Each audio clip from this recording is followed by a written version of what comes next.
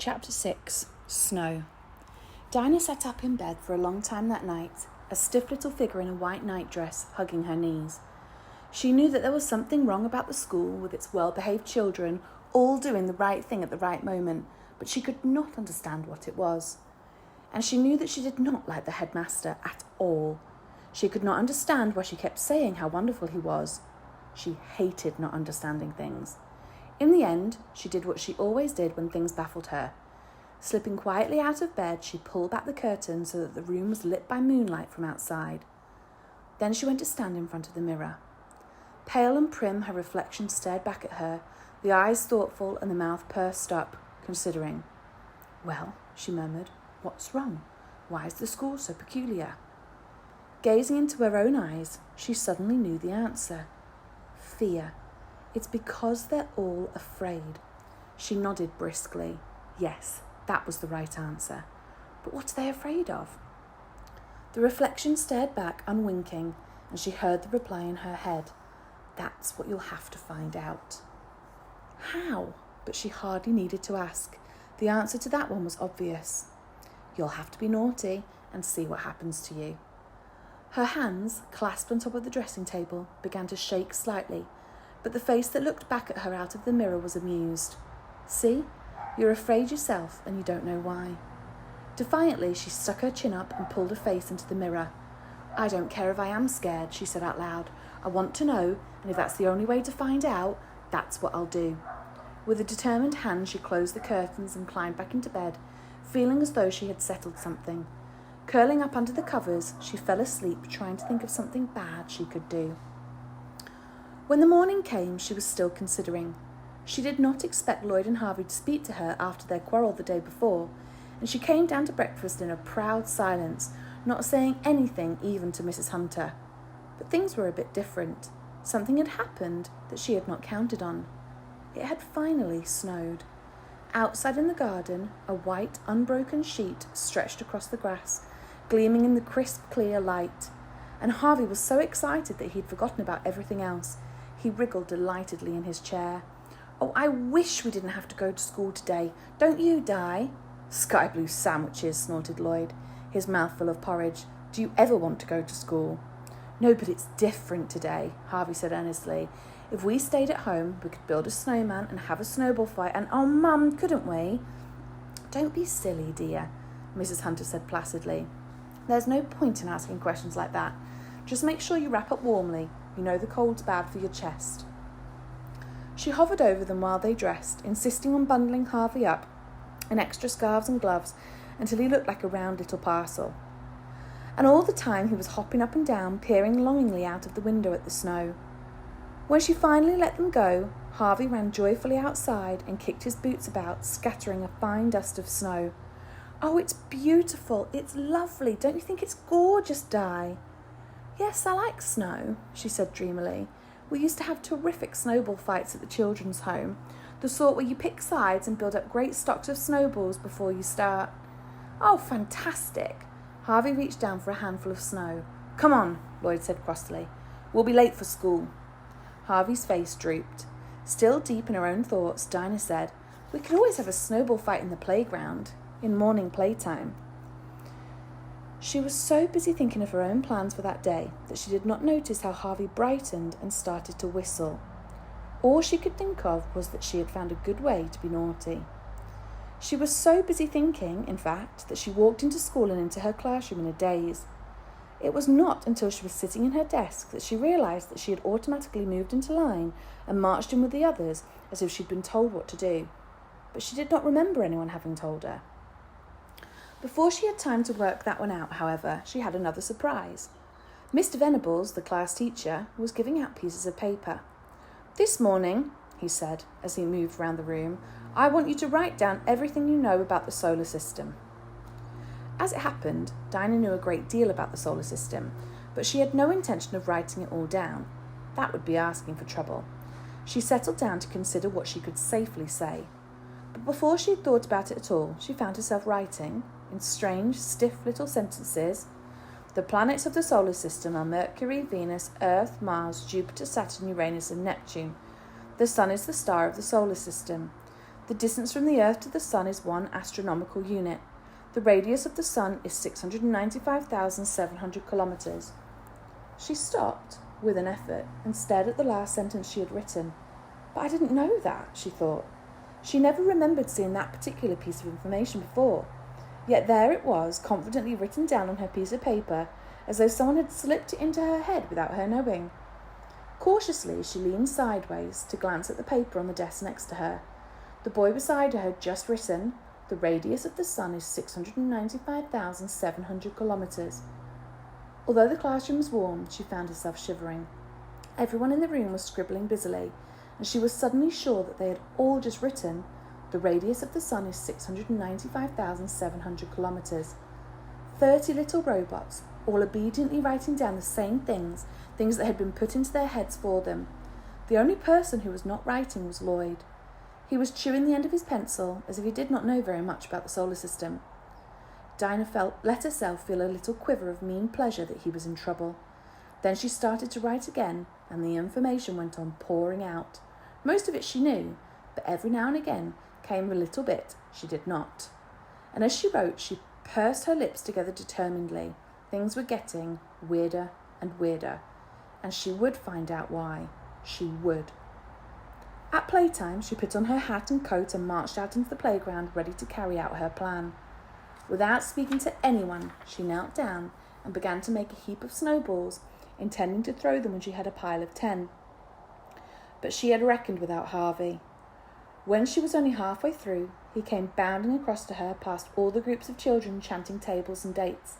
"Oh, Di, you remembered!" "What?" She looked up vaguely. "You remembered. We really are going to have a snowball fight." Suddenly, she realised what she had done. "No, Harvey, I didn't mean you." "Don't be a spoilsport." He bent down and picked up 2 of the snowballs she had made. Almost at once, Lloyd was there. He came bounding across the playground at top speed. "H, what are you doing?" "We're going to have a snowball fight," Harvey said cheerfully. "It's Di's idea." "Don't be an idiot." Lloyd knocked the snowballs out of his hands. "Let her get into trouble if she wants to, but don't you get mixed up with it." "That's right," Dinah said. She did not realise how odd it sounded until she saw Lloyd staring at her. She stared back defiantly, and while the 2 of them were distracted, Harvey stooped down and picked up 2 more snowballs. "I think you're both horrible," he shouted, "and I will have a snowball fight. The snow might all be gone by tomorrow." His yell sounded eerily loud among the mutters in the playground, and as he drew his right arm back to throw, Lloyd shouted warningly, "H, no!" And from the other side of the playground came the sound of Ian's voice calling, "Watch out, you lot!" But it was too late. As total silence fell over the playground, the 2 snowballs flew from Harvey's gloved hands and spattered messily, one on Lloyd's coat and one on Dinah's. "Lloyd and Harvey Hunter, Dinah Glass, come here," bellowed a voice from the steps. Ranged on the steps, the prefects were staring at them, a row of 6 stern faces. Slowly, Lloyd, Harvey and Dinah walked to the foot of the steps and stood looking up. "Wait there," Rose said curtly. "We'll deal with you when the others have gone inside." Chapter 7. The Punishment.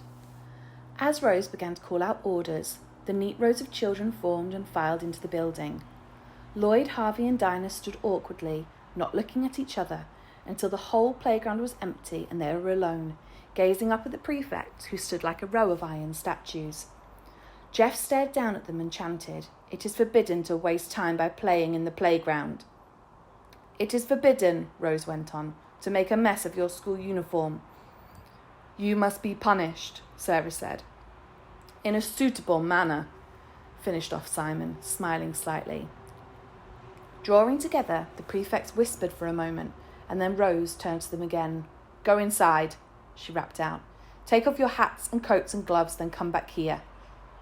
As they walked towards the cloakroom, Dinah whispered to Lloyd, "What will happen? What will they do?" "I don't know," he said sourly, "but whatever it is, it'll be all your fault. I wish you'd never come." "No, it's my fault," Harvey said in a miserable voice. "I threw the snowballs, and whatever they do, it will be terrible." When they came out of the door again, 4 of the prefects had gone. Rose was standing looking out over the playground with a pleased smile on her face, and Jeff was by her side holding 3 long-handled brooms. "Now," he said in a silky voice, "you're very lucky. We've decided to be kind to you." Lloyd and Harvey looked uneasily at each other. "Yes," Rose's smile broadened, "because you're so fond of playing with the snow, we're going to let you have some more of it." Jeff held out the brooms. "You will each take one of these and you will sweep all the snow from the playground into a heap. Then," he looked at Rose with a grin, "you will make the whole heap into a pile of snowballs." For a second, Harvey looked perplexed, but Lloyd burst out, "Aren't you going to let us put on our coats and things?" Rose went on smiling. "Certainly not." "But you can't do that. Harvey's got a weak chest. He could be ill. Silence!" "Suppose we say no?" asked Dinah in a stiff voice. Rose and Jeff looked at her as if she had said something unbelievably stupid. Together they chanted, "The prefects are the voice of the headmaster. They must be obeyed." Then Jeff thrust the brooms at them. "Get sweeping." Resigned, Lloyd and Harvey trailed off down the steps, dragging their brooms after them. Dinah lingered rebelliously for a second or two, then joined them at the far end of the playground. "Let's do it as quickly as we can," she said. "Perhaps that'll keep us warm." "Huh," Lloyd snorted. "Don't know why you're so cheerful. None of this would have happened if you hadn't started talking about snowball fights." He banged his broom crossly into the snow and began to sweep, pushing it into a great white mound in front of him. For the first 10 minutes or so, it was not too bad. The exercise kept them fairly warm. But then the wind started to blow, scattering the snow as they swept it and freezing their fingers. "I'm so cold," Harvey said plaintively, "and we're only halfway across. We'll never get it all swept." "Don't give up yet," Lloyd said grimly. "This is the easy part. Just you wait until we start on the snowballs." Dinah shuddered at the thought as the wind whipped through her thin school shirt. Then she found that she could not stop shivering. Her whole body was shaking, and her teeth were clattering together uncontrollably. She put down her broom for a moment to clap her hands round herself for a bit of warmth. Instantly, from the building behind them, came an irate tapping. Turning, she saw Rose gesturing furiously at her through the window. She picked up her broom again and began to sweep harder, trying to ignore the shaking. At last, the snow was piled into a single heap, almost as tall as Harvey. The 3 of them laid their brooms down at one side and stared at it. "I don't think I can do it," Harvey said woefully. "My hands are hurting." Lloyd watched him anxiously. His face had a bluish tinge, and he was starting to breathe wheezily. "Why don't you stop?" Dinah said. "Tell them you won't do it. I don't suppose the headmaster would really be angry. He must see." Then her teeth rattled together so hard that she could not go on speaking. Lloyd and Harvey said nothing, just looked at her as though she were completely idiotic, and bent down to start making snowballs. "Oh, all right," she said crossly. "Be like that. I bet I can make snowballs faster than you." As soon as she touched the snow, she knew that it was going to be a nightmare. Her hands were already painfully cold, but at least they'd been dry up to now. The snow made them wet, and the cold wind whipping across stung them so that they felt almost as if they were burning. Anxiously, she wondered how long it would take before she got frostbite and her fingers started to turn black and drop off. It would not have been quite so bad if Lloyd and Harvey had been sympathetic, but neither of them spoke to her. Lloyd was making snowballs in a frenzy, trying to get through the huge heap as quickly as possible. If he looked at her at all, it was only to pull a disgusted face. And Harvey had started to cry. Without stopping work, he was sobbing with pain, his face growing red and raw now as the wind scoured the tears from his round cheeks. "I can't," murmured a voice in Dinah's head. I can't. But all the time, mechanically, she went on making snowballs until it seemed that she would never stop, as if she would go on until the end of the world, stooping, seizing a handful of snow, squashing it together in her agonized hands, and dropping it onto the pile. They seemed to have been there for about 100 years when Lloyd said suddenly, 2 or 3 more each and we've finished.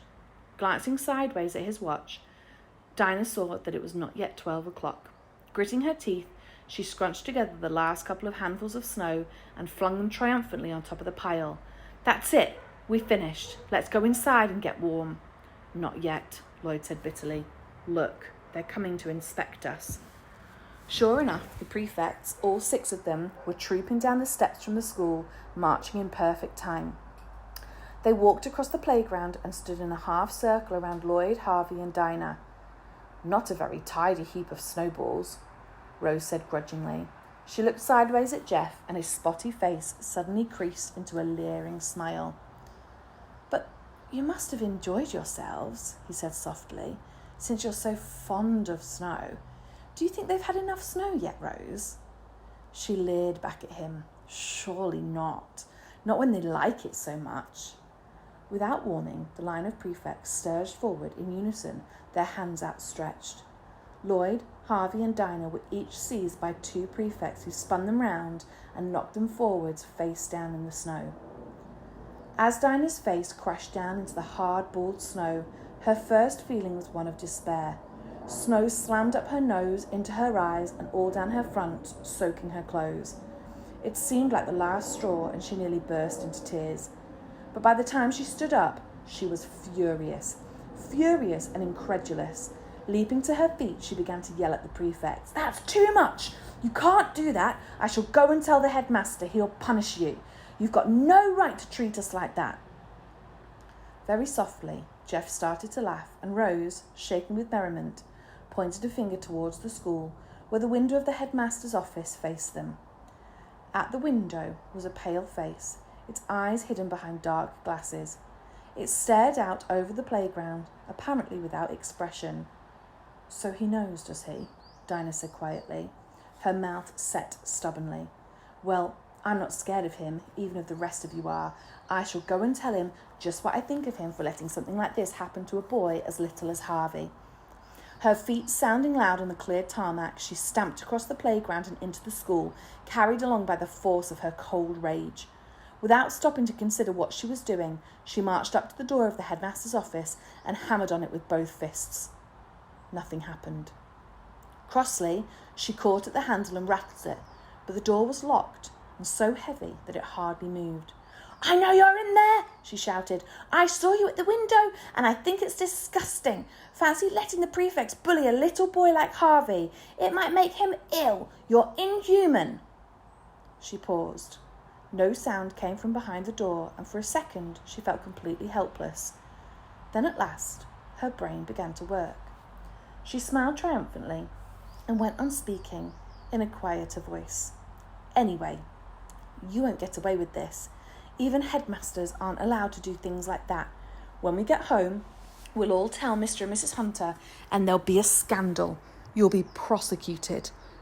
There was still no sound, but she did not care now that she had worked out what to do next.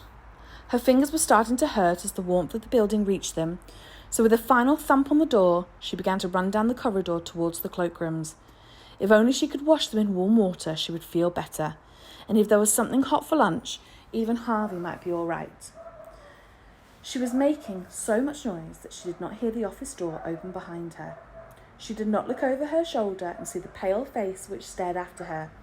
If she had, she would have been puzzled, because the face was smiling. "So, Miss Clever Glass," murmured the headmaster, "you have a soft spot for Harvey Hunter, have you? You're ready to protect him? Well, that might come in very useful. Yes, indeed.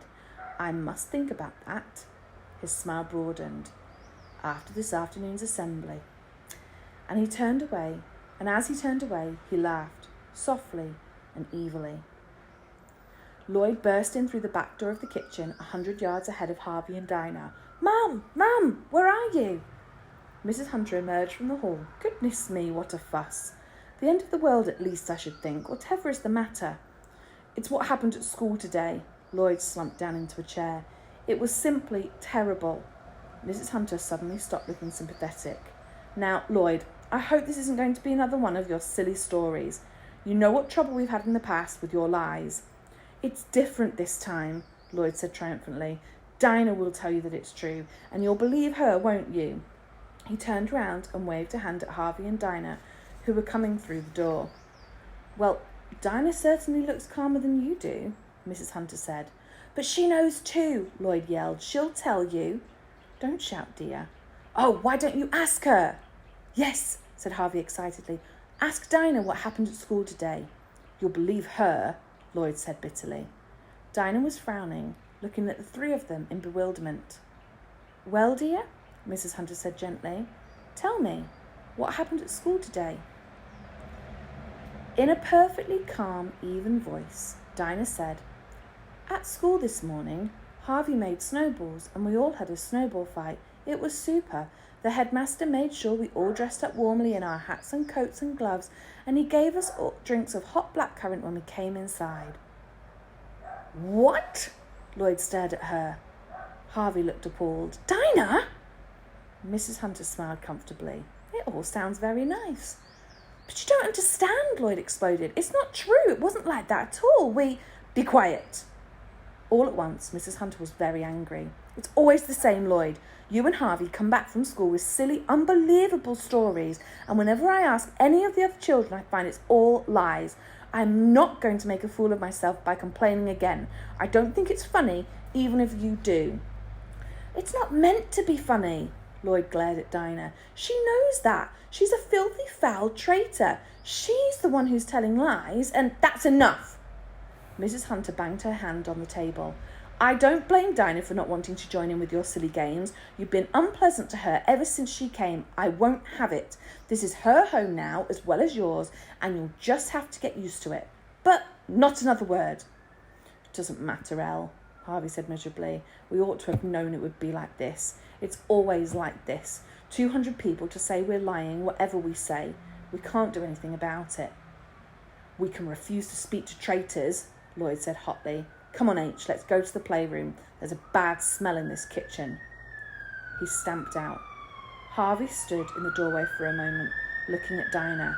How could you, he said reproachfully, when you know what it was like?